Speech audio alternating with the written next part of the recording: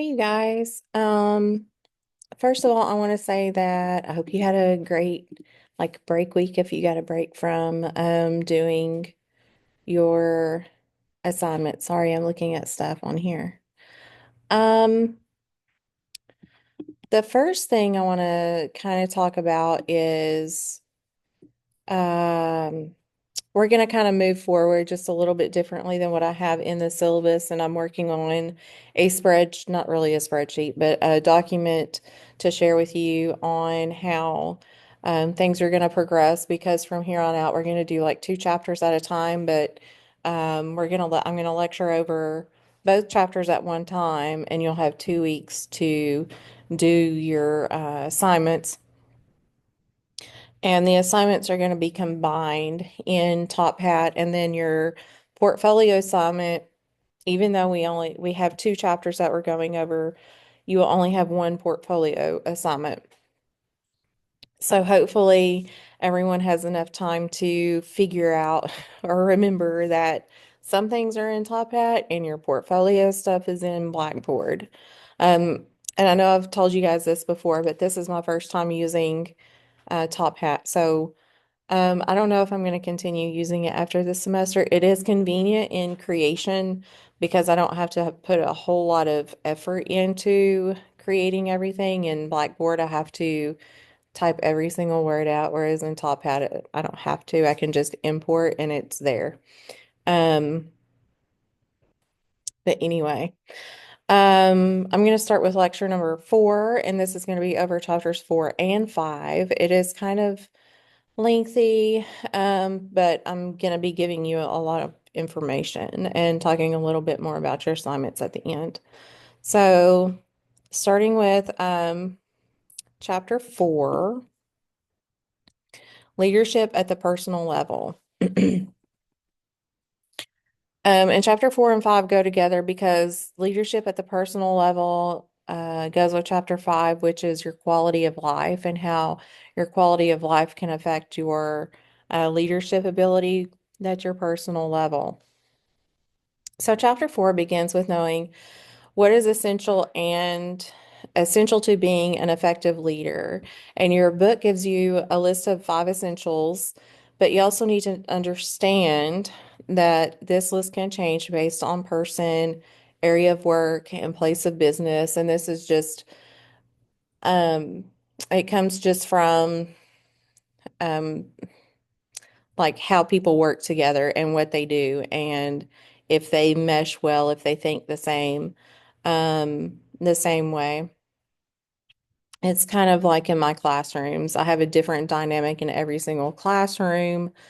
I have a lot of students that always ask me, um, do you like our class the best? Are we your favorite students? Or who are your favorite students? And I'm like, I can't answer that because everyone is different. Every class has a different dynamic based on who is in the class. So it's the same way when you work somewhere.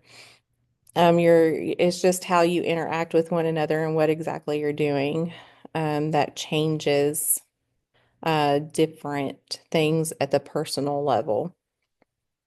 But just briefly going over the list that's provided in your book. One, you have to have the knowledge to be able to keep up with the demands and changes of the public health industry.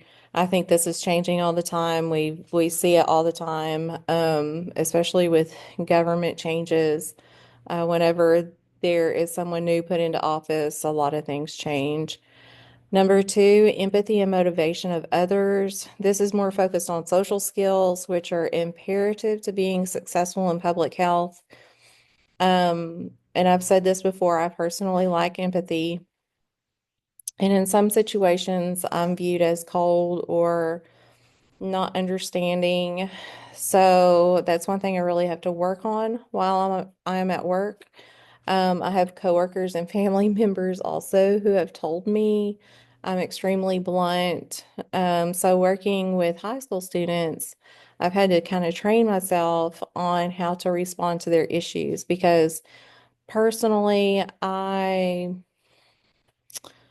don't care if your boyfriend broke up with you. You're in high school. You're not. I mean, there's no significant bearing on your life if you break up, unless that there's a situation where you're already living together, which I do see at high school. But it's like when you go to work somewhere, you leave your problems at the door and you do your work. You just kind of have to separate. But I deal with that. So that is something that I'm very aware of. Um, Now, have I been known to make people cry? Yes. Does it hurt my feelings? Not necessarily, because I honestly don't hear or see or feel empathetic towards anything. Um, However, getting older and seeing a lot of things, since I am aware of it, I work on it and I try not to display or be as cold, or I've told people that I work with, I'm just this way. I don't know if I upset you, tell me. Don't hide it. Don't try to go behind my back and like make a big deal about it. But um, so it is what it is. Number three, risk taking with action and follow through. This is important because if you're not willing to take a risk, then you may not be able to move into the future. If you remember back to the concepts that differentiate the role of a leader versus the role of a manager, you should be able to recall that managers are in the here and now, um, and they're bound to the corporation's mission and vision. But a leader, on the other hand, they have to keep the mission and vision in the back of their mind, but they also have to do things that will contribute to the future of the business. So they're not bound in any kind of way. Leaders are not, managers are. And sometimes this means you have to be willing to take risks. Um, if you're a leader and you see something that may be a great idea and you're like, I'm not so sure. If you're hesitant in any kind of way, go ahead and do it. Just go ahead and do it because you can always try and fail and try again. Um, Not a big deal. Number four, the ability to communicate at many different levels. So being able to communicate to a variety of different people is an important skill. The person may be from a different country, and your ability to communicate with them at a proactive level or a level of understanding between both parties is important. The same goes with individuals of the community. If you do not want to communicate in a way that makes you seem arrogant, you don't want to seem arrogant. Being intelligent and arrogant are two different things. And if people cannot understand what you're talking about because of the vocabulary you use, you have failed. So be cognizant of your vocabulary, your body language, your tone of voice, and the message you're trying to relay. I also do this every single day. I talk to adults very differently than what I talk to my students, even though they are high school students, and I can be a little more verbal with them. I still have to think about, well, they're only 16.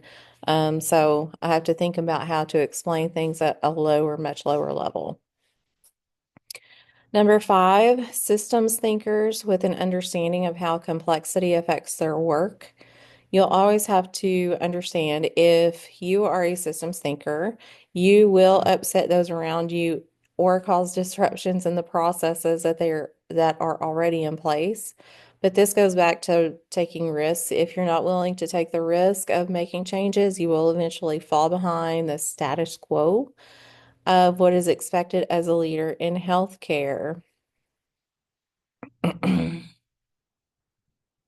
Sorry, I'm just reading my notes. Um, I'll also add to that upsetting people. That just comes with change. That's being a proactive in change, really. People don't like change, especially if it's a drastic change. So if you're a systems thinker and you can think of a way for something to go smoother or work faster or more efficient or better in any kind of a way, sometimes it takes a while for people to adjust. So, moving on to leadership presence.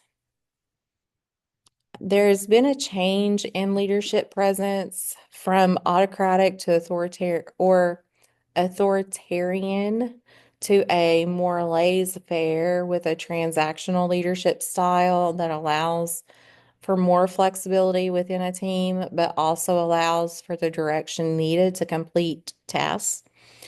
Laissez-faire leadership style is one where a leader sets direction and then allows the team to make their own decisions. This style alone can promote autonomy, but it might not provide enough guidance for newer team members. However, if laissez-faire is paired with another style, one that is authoritarian, or has an authoritarian ideology, the outcome for projects and tasks increase. And the pairing of styles is referred to as transactional leadership style. So it doesn't matter which two you pair together. Uh, Transactional is just where you take part of one style of leadership and another style and you kind of blend them together where you're not completely autocratic or authoritarian and very set. You have to show your flexibility. And so, whichever other style of leadership works best for you and works best for the people you're working with or your team, that's transactional leadership. So, in your book, it goes through, there's a list, and I think it's quite a long list. I'm going to go through all of it. Um, that will help increase your presence as a leader. One, be positive. You'll have down days where there are various reasons for, and there are various reasons for that. It could be burnout, it could be stress from outside of work, such as taking care of children, family members, holidays, and any other time where people are busier outside of work than they are or can possibly be at work. So stay positive and offer a break of some sort. There are so many places that lock employees in and don't allow them the freedom to take a longer lunch or a half day or a Friday off to allow for a longer weekend. So positivity is important, but the well-being of your employees is even more important because if they're not happy, then your relationship with them and in turn their job or whatever job or project will become more difficult, not only for them, but for everyone. So offer flexibility. I currently work at a high school. I'm locked in pretty much because with the new rules that the government has imposed on secondary um, or public schools, any public school, it doesn't have to be secondary, it's K through 12. We have to have fences and gates and everything has to be locked all the time. My door is locked. The door to the building I'm in is locked. The parking lot that I park in is locked. Um, and as a teacher, a lot of people think, oh, well, you get so much time off. No, we don't. I work until really late at night grading or preparing for the next day or in the summertime. We don't get paid during the summer. We're not even given the option. So it's kind of it's at times it's just really hard. And we're all the teachers are kind of all locked in together. So and we're locked in here. We have to see, as a high school teacher, I see 150 students a day, so it can get a little stressful. But if you're able to work somewhere where you can offer extended lunchtime or offer a day off without consequence, I would say increase that or do it because your employees will benefit from it.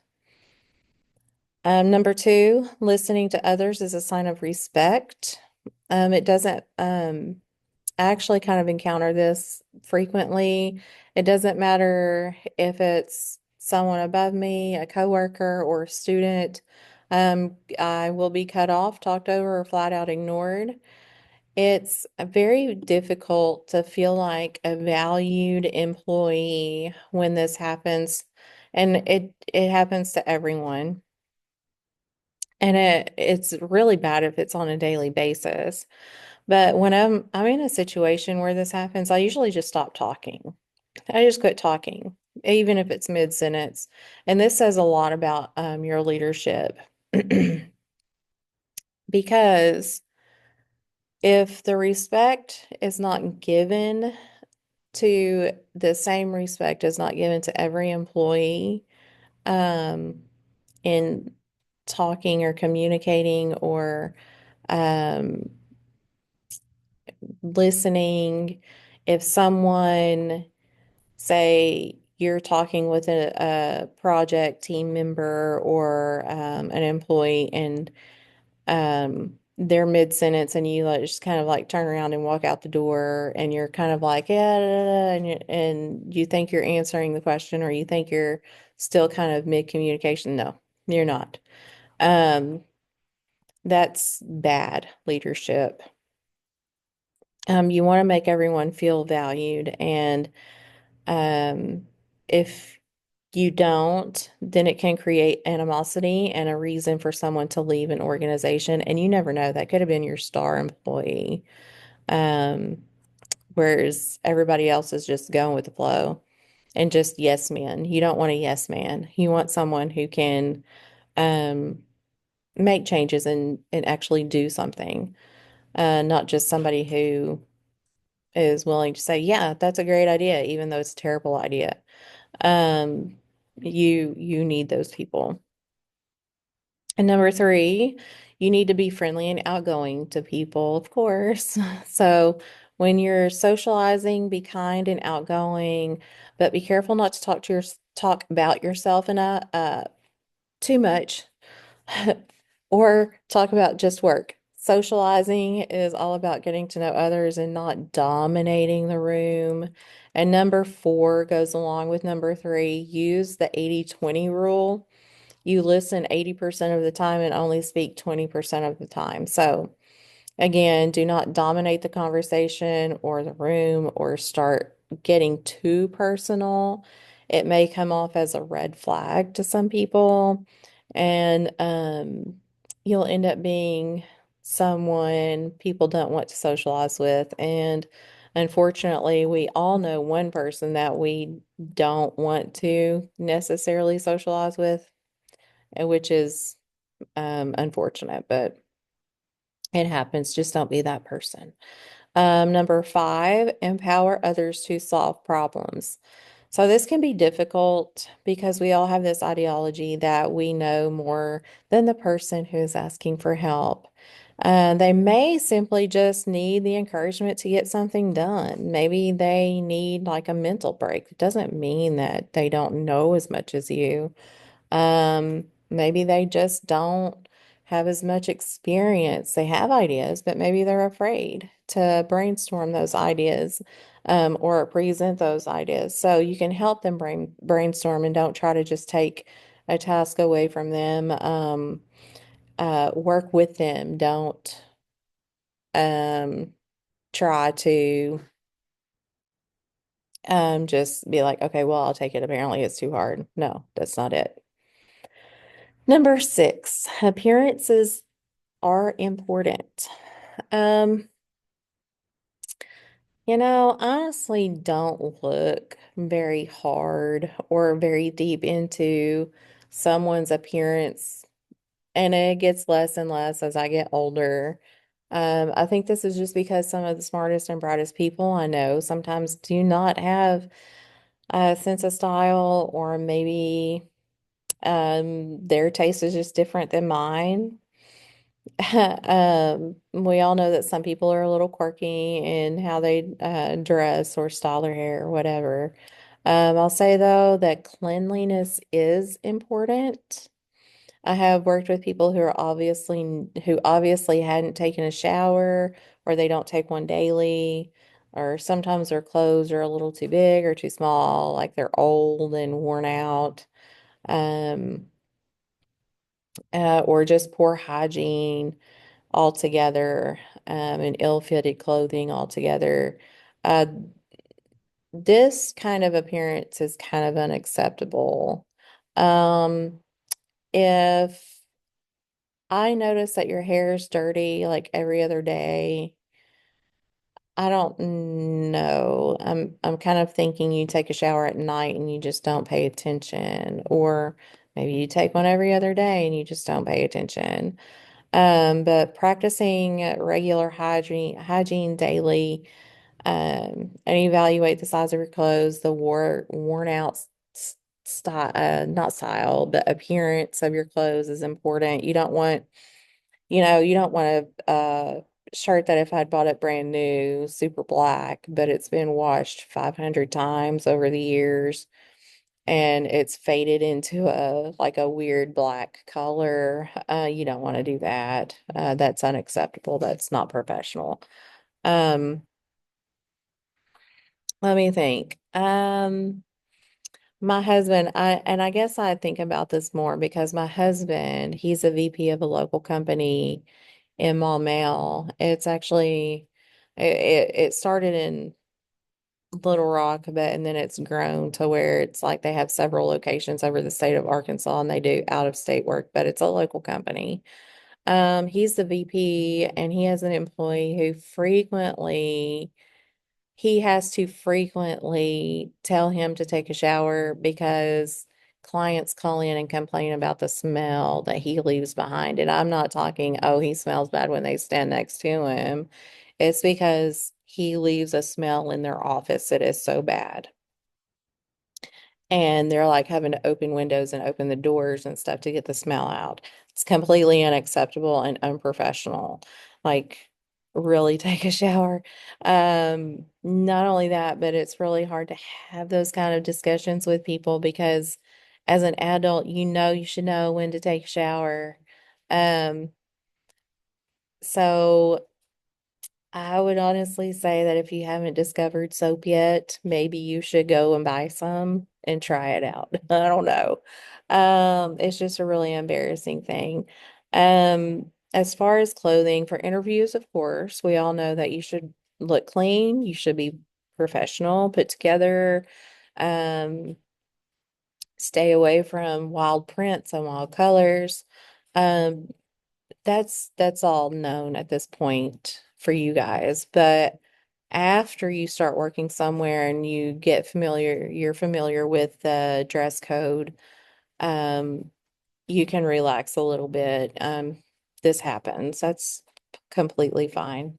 I know I went off on that, but appearances, it's like, I don't know. I can't get that one thing out of my mind. Like, I don't know how my husband deals with it.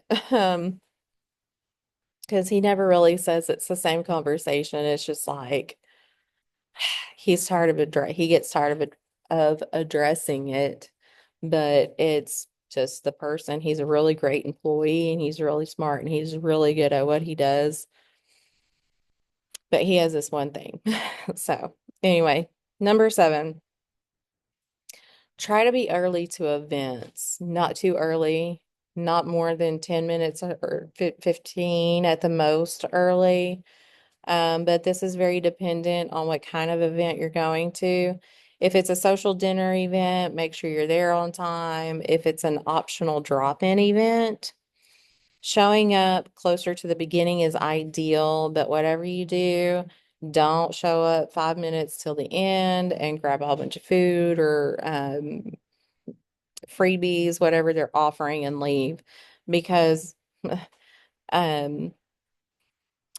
you don't want to come across as someone who's like a contact or a possible client or a possible business partner as being someone who comes in for the free stuff and leave.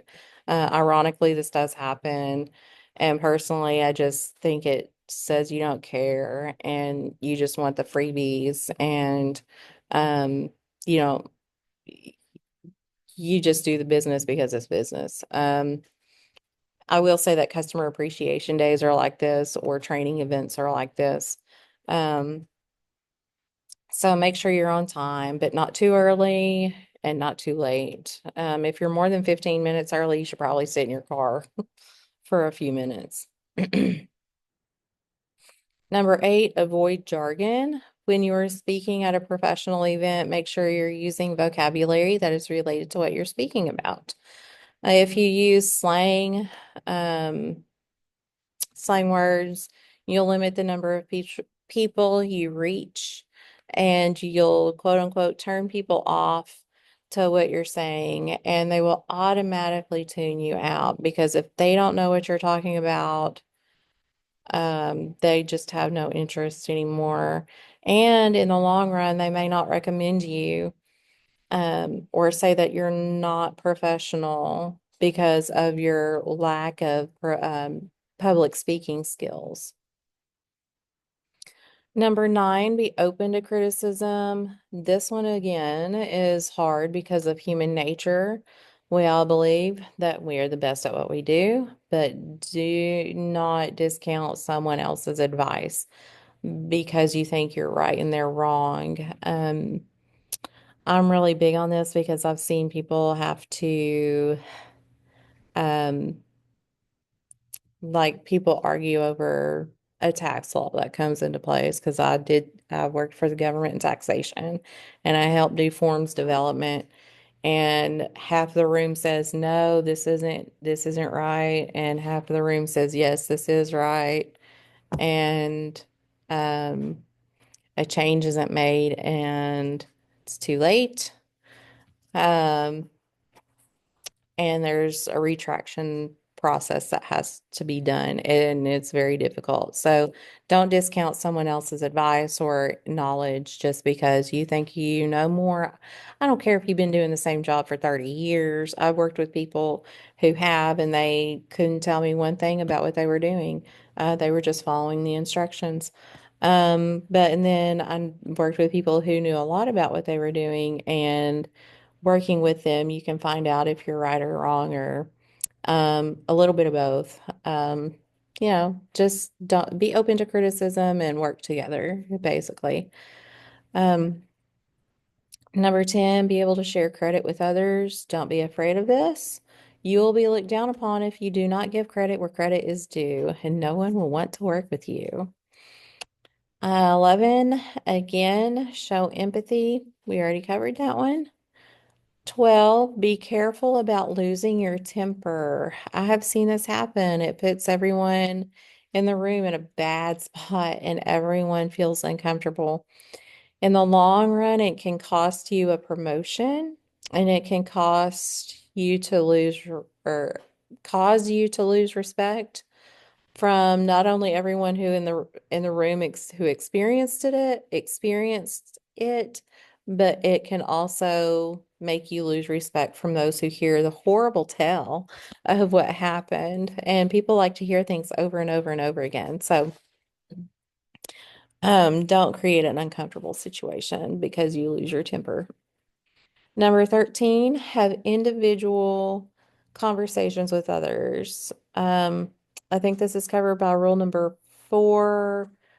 Yes, get to know somebody, but don't dominate the conversation. Don't talk too much about yourself when you're trying to get to know someone, or if there's a situation, you need to know how to communicate with individual people.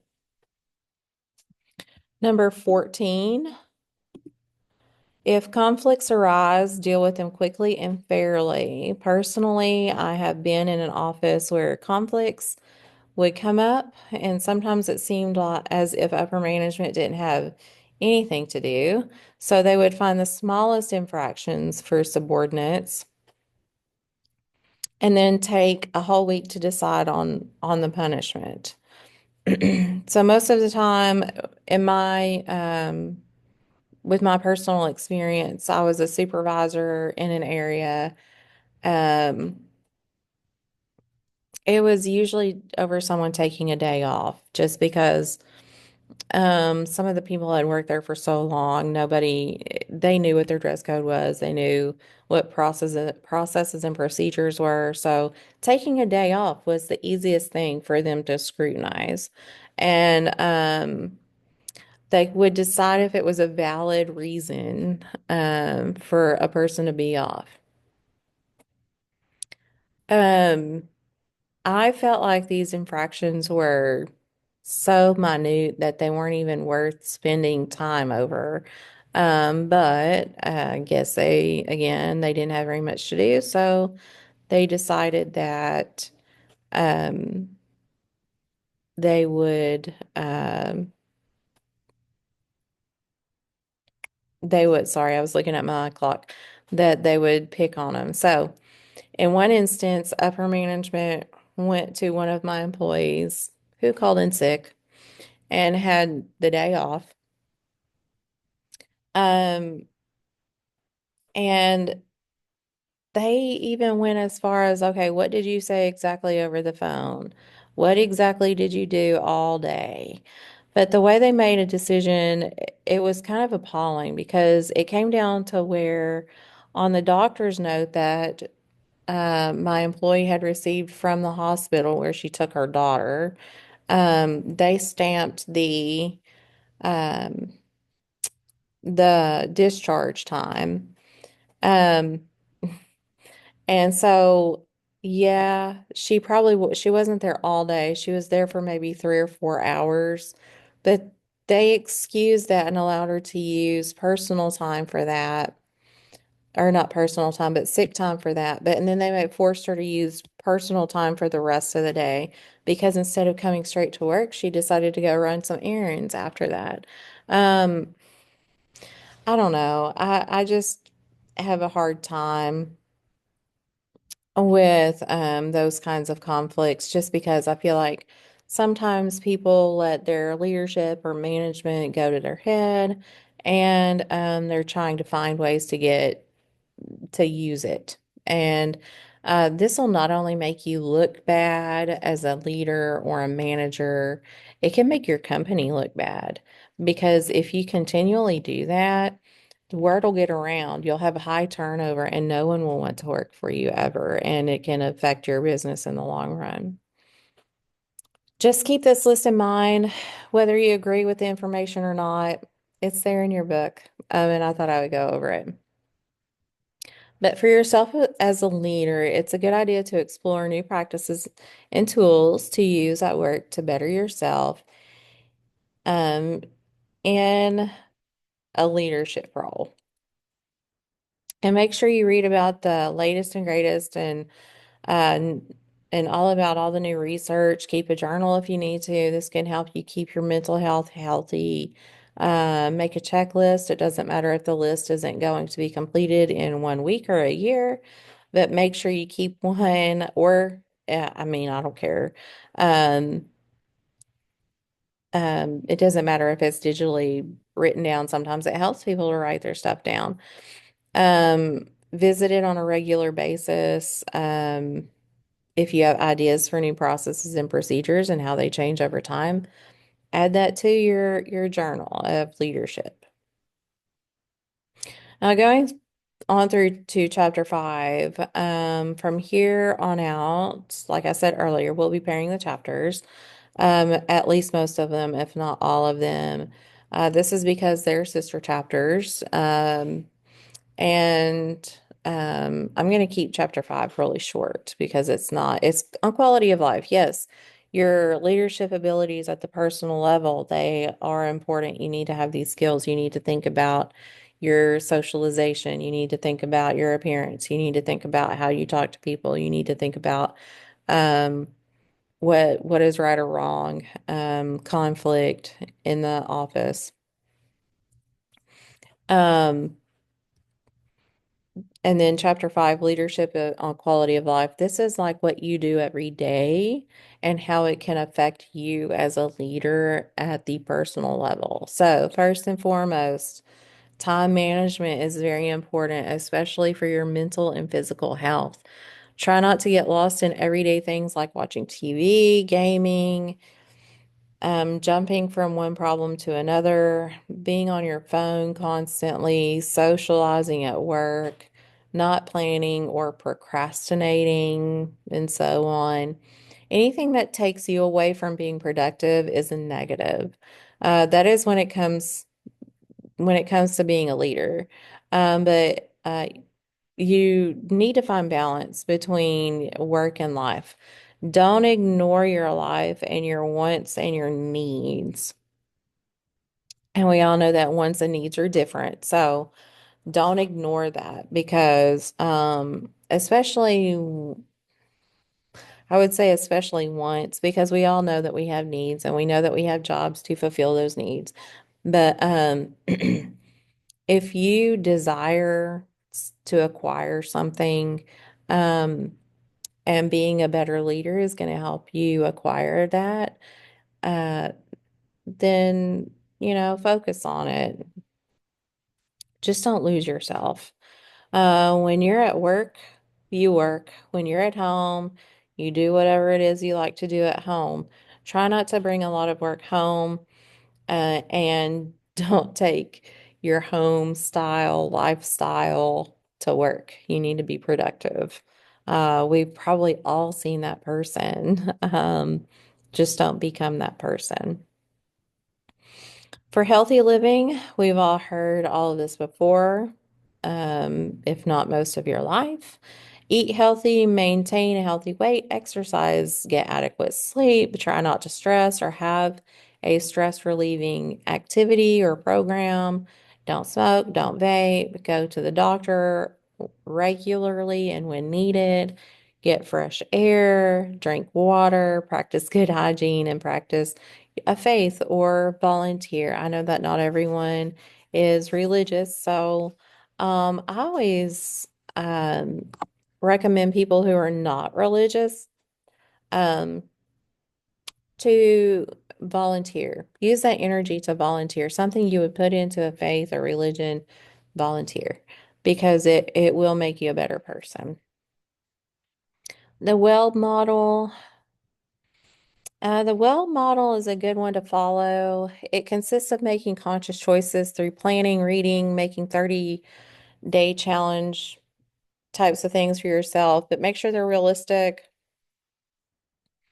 Keep your body moving, get enough sleep. These are crucial aspects that need to be considered because if you're healthy and present yourself in a positive light, everyone around you, including your community, will notice and try to follow your direction.